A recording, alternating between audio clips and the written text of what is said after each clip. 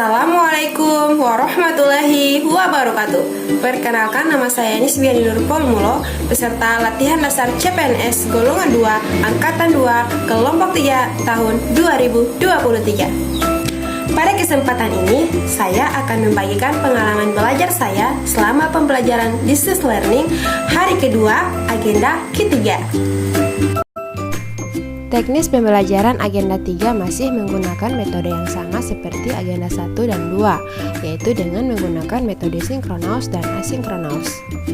Dalam pelaksanaan sinkronous, peserta dan tutor melakukan pertemuan tatap muka secara langsung melalui aplikasi Zoom Meeting, kemudian dilanjutkan lagi dan ditutup lagi dengan metode asinkronous, di mana peserta latsar bebas mengakses bahan materi ajaran agenda 3 dan pengerjaan penugasan secara offline sesuai jangka waktu yang telah ditentukan.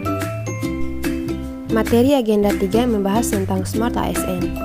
Pada agenda ini, kami dibimbing oleh Ibu Dr. Yolanda Mokoago SOS MSI, seorang media suara BPSDM Provinsi Gorontalo. Dunia digital saat ini telah menjadi bagian dari keseharian kita. Berbagai fasilitas dan juga aplikasi yang tersedia sering kita gunakan untuk mencari informasi bahkan solusi dari permasalahan kita sehari-hari. Literasi digital lebih menekankan kecakapan pengguna media digital dengan bijak, yaitu tidak hanya mampu mengoperasikan alat tetapi juga mampu bermedia digital dengan penuh tanggung jawab. Digital skill, kemampuan mengetahui, memahami, dan menggunakan perangkat keras dan perangkat lunak teknologi informasi dan komunikasi, serta sistem operasi digital dalam kehidupan sehari-hari. Digital etik, kemampuan membaca, menguraikan, membiasakan, memeriksa, dan membangun wawasan kebangsaan, nilai Pancasila, dan Bhinneka Tunggal Ika dalam keseharian dan digitalisasi kebudayaan melalui pemanfaatan teknologi informasi dan komunikasi. Digital culture, kemampuan menyadari, mencontohkan, menyesuaikan diri, merasionalkan, mempertimbangkan, dan mengembangkan tata kelola etika digital dalam kehidupan sehari-hari. Digital safety, kemampuan mengenali, mempolakan, menerapkan, menganalisis, menimbang, dan meningkatkan kesadaran perlindungan data pribadi dan keamanan digital dalam kehidupan sehari-hari. Etika berinternet. Etika merupakan sistem nilai dan norma moral yang menjadi pegangan bagi seseorang atau sekelompok orang dalam mengatur tingkah lakunya. Etiket didefinisikan sebagai tata cara individu berinteraksi dengan individu lain atau dalam masyarakat. Jadi, etiket berlaku jika individu berinteraksi atau berkomunikasi dengan orang lain, sementara etika berlaku meskipun individu sendirian. Hal lain yang membedakan etika dan etiket ialah bentuknya. Etika pasti tertulis, misal kode etik, jurnalistik, sedangkan etiket tidak tertulis atau konvensi. 5 etika dalam bermedia sosial.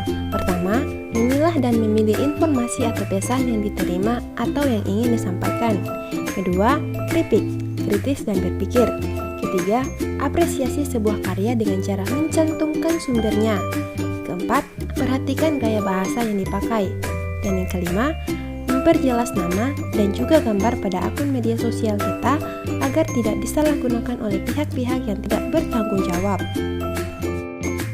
Hak digital warga negara. Hak harus diiringi dengan tanggung jawab.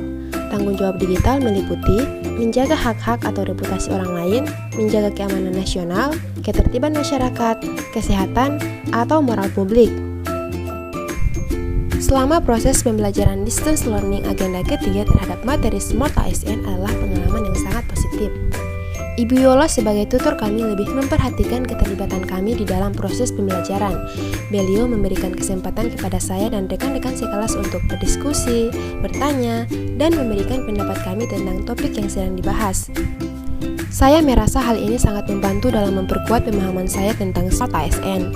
Secara keseluruhan, hari kedua belajar bersama Ibu Yola mengenai pembelajaran distance learning agenda ketiga terhadap materi Smart ASN adalah pengalaman yang sangat positif bagi saya.